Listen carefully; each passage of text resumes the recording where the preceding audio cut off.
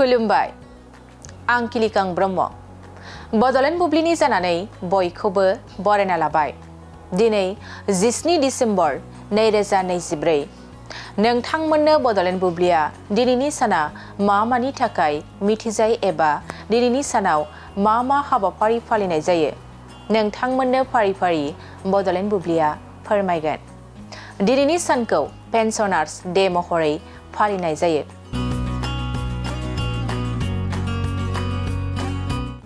बोसोरफ्रोमबो 17 डिसेम्बरखौ भारतआव पेन्सन मोनग्रा सान महरै फालिनाय जायो।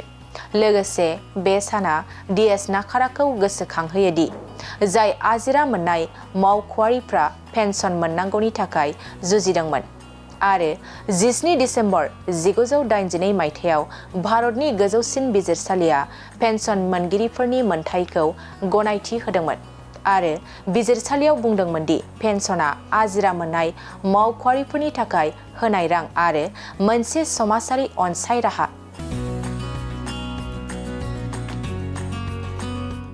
बेनि अनगायैबो दिनैनि सानखौ भुटान नेशनेल डे,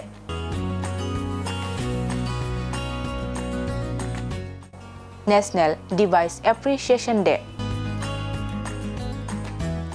आरो राइट ब्रादार्स डे महरै फालिनाय जायो।